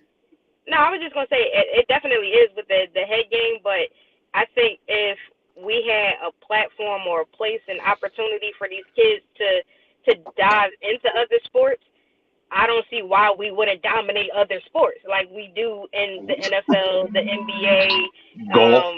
even golf. We get more prominent in baseball. It's more hockey players, it's more soccer players that have the same hue as us right now. So it's like once we get more exposure, I feel like we'll definitely be the kids will have a better opportunity. It's crazy that you said that. Did you know that we invented hockey? Oh shit, never knew that. That's what I'm saying. Like a lot of these sports is pretty much how the music industry is right now. We created it and it got hijacked. You know what I mean? The only thing we didn't do that we didn't add to the hockey was the ice. It started off as field hockey, and then when the whole slave thing happened and a lot of us migrated north to Canada, we took our sports with us. And that's why hockey is so Russian and Canadian. Okay. But the question I had for you, Josh, it was from earlier, and it actually slipped my mind. With these athletes in college being compensated for their likeness, do you feel as though athletes that came before them should now be compensated by the universities? Also, do you feel like Reggie Bush should get his Heisman back? Well, let me answer the easy question. Yes, he should get his Heisman Trophy back. Yes. Yeah, he should. He's legit. You know, I think they're trying to make examples of our athletes for whatever reason, but remember, that's the good old boy system. That's just the way it works. But as far as the that last question, No. Ooh, I think they should. You know how But much They money should have to the pay universities made off everybody of for that? everything. let me tell you something. Remember exactly. when you Exactly. That's crazy. when you go to so say like you played in high school, you did all this, and you try to get a new field, and they get a new, you had the PTA, or whatever they call it, and they're fighting to get new books and new things and new that. Well, are they going to compensate us for all that hard work we did? Not at You know, all. my new high school got a new wing, new floor, and everything, but it was my generation that fought for it. My mother and the rest of the crew. That's different. That's different though. What I'm talking about is, let's take Reggie Bush, right? Why did he get his Heisman taken back? Well, that's because of the money. Because he received some money, right? But Yeah. now they're giving these athletes twice the money that he took. And my thing is this: you got somebody like Reggie Bush. You know how much money he made USC when he was there? I think he's due something. I understand what you're saying as far as high school, but I'm talking about individual players that these universities made a lot of money off of. They're due something. Now, if be it a level amount all the way across the board and they settle on that, cool. But I feel like those players are due something if you're going to start paying these players for their likeness, because they did a lot for those universities before y'all started paying these players. Can I ask you a question, Pop? Go ahead. So, because the way you phrasing it is making me think, okay, so you see how these players now getting $40-50 million a deal in the NBA per season. Are you going to go back and give Wilt and all the greats? That's different. It's not, no, because but here's the thing. No, because when you're in the pros, you technically a independent contractor. You dig what I'm saying? In college, you don't even have your name on your jersey. But if you're a standout player, they're going to put your face and your picture. They're going to have you at signings and all that. Well, cut everybody a check for $15,000 all the way back in 1969. That's dinner. That's too much money. That's a whole lot. Well, yeah, university's going under after that. It'll be programmatically impossible to really go back and try to give reparations to those who were there. I like I said, Reggie Bush should get his trophy back. That's fine. That's the way it should be. Give him his credit back. But if you're trying, a name, image, and likeness is just what it is. It's not. It's a private contract with the organization or any other organization. Because I'm gonna be honest with you, all that money that they're getting at these universities is going into their programming. Do you understand? The universities allowing these players to make their own money too, though. But that's fine. But the scholarships are being funded from that money they're getting. To get the best athlete, you have to have the money for it.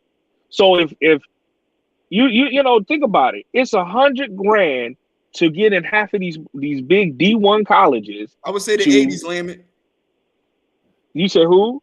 No, Lamont asked, so how far back would you go? And I said I would say the 80s. Ooh, but where you come with that number? How you get that date though? Like, how did I get that date? Because as a whole, that's when we started getting those type of contracts, sneaker deals and stuff like that. You dig what I'm saying? And as a whole, I would assume that that's when you started seeing a higher number of black athletes in the 80s, the late 70s going into the 80s, on the college aspect of things, on the college level of things. Now, everybody wasn't a star, You know what I mean? I'm not saying all the players that was on the team, but just star players from these universities, I feel like they should get something. Now that's gonna stir a whole nother problem. Because now there's gonna be a lot of black people getting paid, and the white people are like, yo, what about me? They had some white stars. They had some. Yeah, but that won't. It's not feasible, especially from a university standpoint. It's not feasible. It isn't. The generations would be left out. But what I'm saying is, it wasn't like sports wasn't really a thing. Sports is a thing now. Like we just talked yesterday, Josh. Matter of fact, it wasn't you. It was Coach. I was talking to Coach yesterday. Nowadays, football is all year round. Yes, but is it safe? It wasn't like that back then. You dig what I'm saying? So what I mean is, that's, in my opinion, that's why you have so much talent on all these different markets now, all these different sports markets, because they're starting sooner and they're not taking those off seasons off. You know what I mean? So you have a bigger pot to pick out of. When you go back to the early 90s, the 80s, and the 70s, the guy that just worked out a little bit during the offseason was the standout player because everybody else wasn't lifting a pen until it was time to come to camp. You know what I'm saying? They was drinking beer. They was doing drugs. Everybody's off the screen right now. I'm talking to myself. So look, we got like 10 minutes left on the show. Mr. Jamal, I want to let everybody know what your role will be in the future. Mr. Jamal is joining the team for Philadelphia Eagles Gameday Special, and his segment will be based around his players of the week. Yeah. Not nobody else's. So he's going to come in, he's going to say offensive player, defensive player, special team, and player of the game. And he's going to tell us why he picked those particular players. It might not be who you thought. It might not be who they said on television, but that's why it's Jamal Jackson's segment. He said it's his. Also, we're bringing on Miss Key Holmes. Miss Key Holmes has a lot of talents that she's bringing to the table. What we narrowed it down to is she's going to give us a segment where she's going to talk about all sports, what's going on around the leagues, period, not just in football. Also, Miss Key will also be coming on and assisting me, maybe even taking over the interview segment of things. So that will be starting next week. And I just wanted to properly let everybody know the roles that you guys will be playing in the future. Mr. Joshua Wallace, I appreciate you coming on today. I appreciate you taking the time out to give us some information on what you got going on. Hopefully it's some athletes that's up and coming, or some parents of athletes that's up and coming, and they can reach out to you or I afterwards if they want more information on the New Life movement. Is there anything that you want to add before we wrap it up? Because we got 10 minutes, but I just wanted to make sure we got all that taken care of. That's fine. Well, to be honest with you, you know, we're working on a league that will suffice to help these athletes get to the next level. So stay tuned for that. So we're getting ready to really change the game on Black ownership as well in sports. You know, we're going to change the game where we're going to really uproot all the fake, the phony, the cardboard coaches that, you know, think that they can get 70 grand to coach a semi-pro team. Ain't never coached a day in their life, but high school or Pee Wee League, but you know, it is what it is. But yeah, stay tuned to that. You know, one of the things I also want to say publicly, you know, thanks for being a part of our team, Poppy, as well as our director of player personnel. So so publicly, you know, I do give you props because you do know what you're doing. So matter of fact, you can even shout out who we have signed so far. That's that I'm gonna let you, because you the big dog, you the boss right now. But y'all know I like to play it humble, so I try to keep different things separate. This is a football show. Y'all know I never mentioned it. I don't know if we have it loaded up or not, but Mr. Josh supplied me with a huge client. And this is my first time I played football. I'm behind the scenes with the football, but as far as the player representation side of things, I've only represented myself. You know what I mean? And Josh heard about me, how he heard about me. He tuned in, and we had a couple of conversations on the phone, and he'll tell you, I told him straight up, just like I tell my teammates and my coaches, just keep it all the way real with me. Don't have me figuring nothing out. You know what I'm saying? Keep it straightforward with me. My feelings is not involved because we on a mission. You know what I mean? So if you keep it funky with me and it don't leave me nothing to figure out, then we could get a lot done. And he has been doing that. And he gave me my first assignment. And I'm going to keep it all the way funky right here in public. I thought it was bullshit.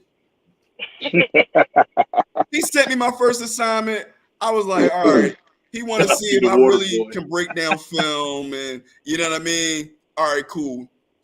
So got back the information to him and we talked a couple times. You see how he real cool. He's like, okay, all right. Well, what I want you to do is, and then I'm going to add you to this. And I'm like, bro, I still haven't talked to, these are supposed to be my clients and I ain't even had no So then he sent me the contact information and I'm representing Ray Lewis III. Who is Ray Lewis' oldest son. With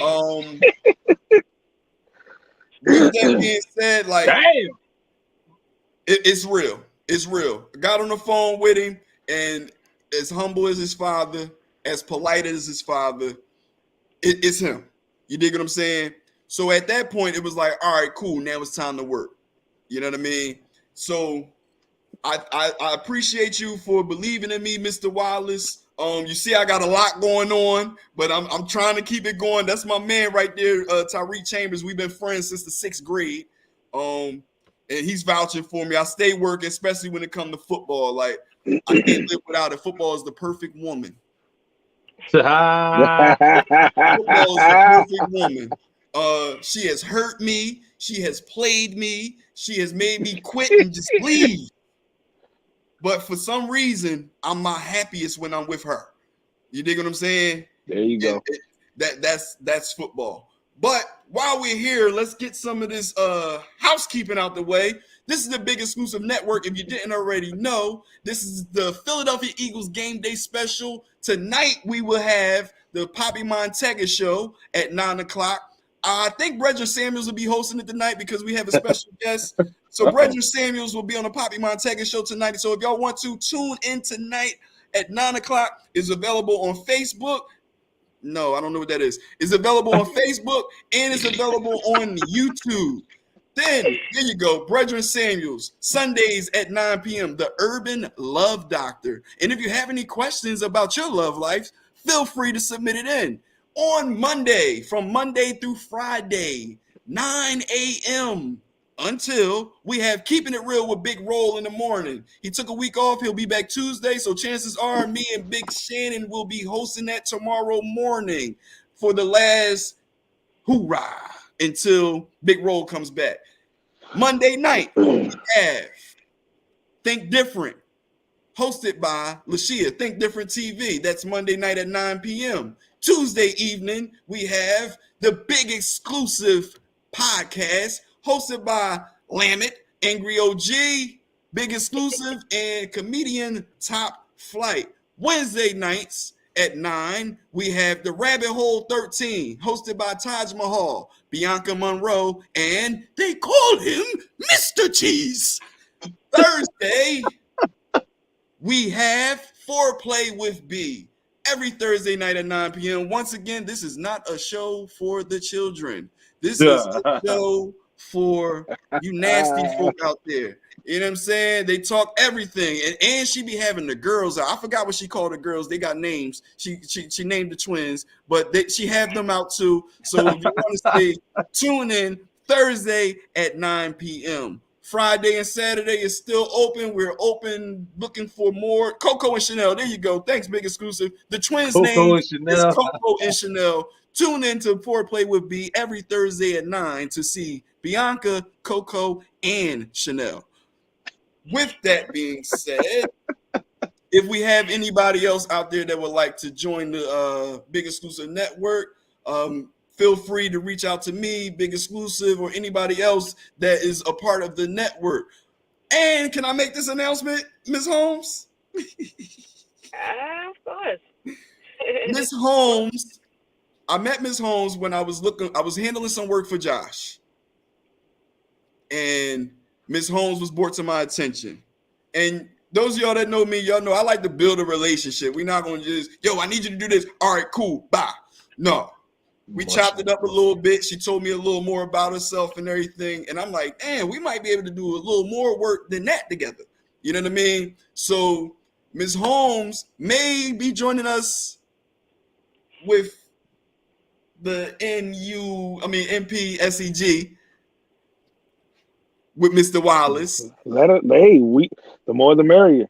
This is who we were talking about over the phone. But the announcement is Ms. Key Holmes also is coming to the network with a co-host and her own show. We haven't narrowed down the days yet. We haven't narrowed all the information and everything. Big Exclusive is aware of it, and he's just waiting for the information. I gave him as much information as we had, and right now, I guess we're looking at the next couple of weeks or so. But yes, Ms. Key Holmes is also joining the Big Exclusive Network with her own situation. Congrats, Welcome Key. to the family, Ms. Key. All right. With that being said, we got about 3 minutes. Anybody got some last words? My dogs are starting to get a little noisy. Y'all might can hear them. Anybody got any last words, stuff y'all want to say? I'm going to give a score today. I'm keeping my 44. Okay. 44-13. We about to smash these boys.